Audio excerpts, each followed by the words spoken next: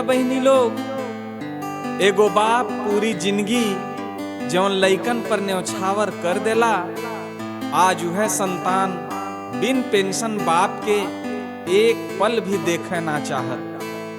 ये गीत में बिन पेंशन बूढ़े बाप के दिल में कितना दर्द बा, आप लोग सुनी जा।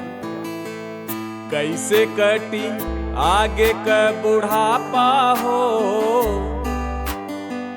कैसे कटी आगे का बुढ़ापा हो, जियब दुश्वार हो गइल।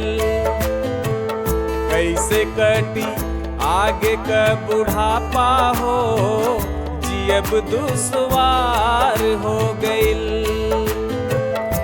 हमके उठाला अब विधाता हो, हमके उठाला अब विधाता हो, जियब दुश्वार हो गइल। कैसे कटी आगे का बुढ़ापा हो, जियब दुश्वार हो गइल।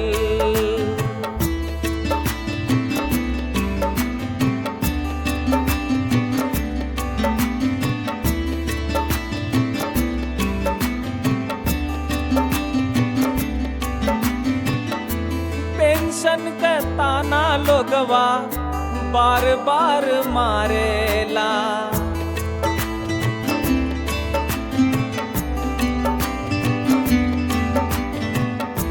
10-20 खातिर हमके रोज तरसावेला।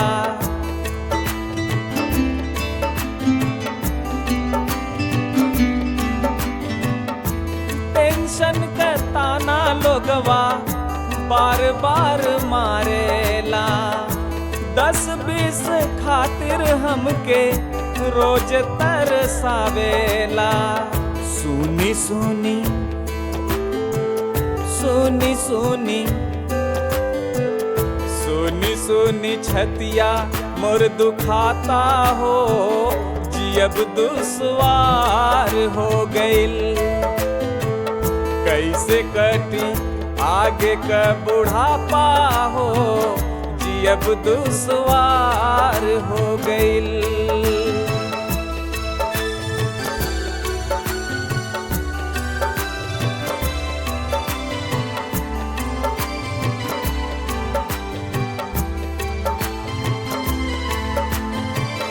नाती पोता केहू नइखे पास हमरे आवेला,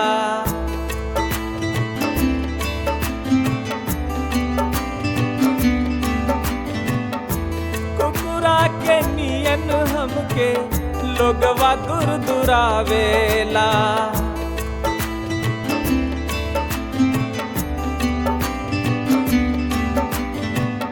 नाती पोता केहू नइखे पास हमरे आवेला, कुकुरा के नियन हमके लोगवा दूर दुरावेला।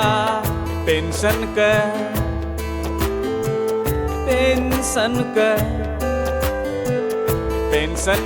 दर्दिया अब बुझाता हो, जियब दुश्वार हो गइल।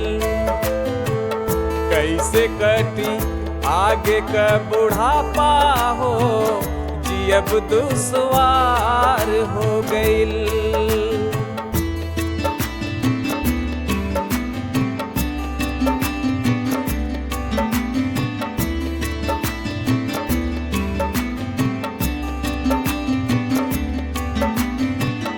कई के याद टेवा के हम आंसुआ बहाइला,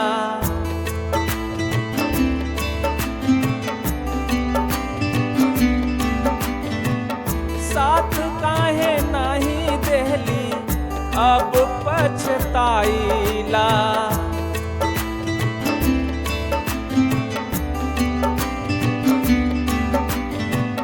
कई के याद टेवा के हम आंसुआ बहाइला, साथ काहे नाही देहली अब पछताइला। गोयन जी का सरवन जी का बंधु जी का बतिया अब सुझाता हो जी अब दुश्वार हो गइल। कैसे कटी आगे का बुढ़ापा हो जी अब दुश्वार हो गइल। हमके उठाला अब विधाता हो जी अब दुश्वार हो गइल। कैसे कटी आगे का बुढ़ापा हो जी अब दुश्वार हो गइल जी अब दुश्वार हो गइल जी अब दुश्वार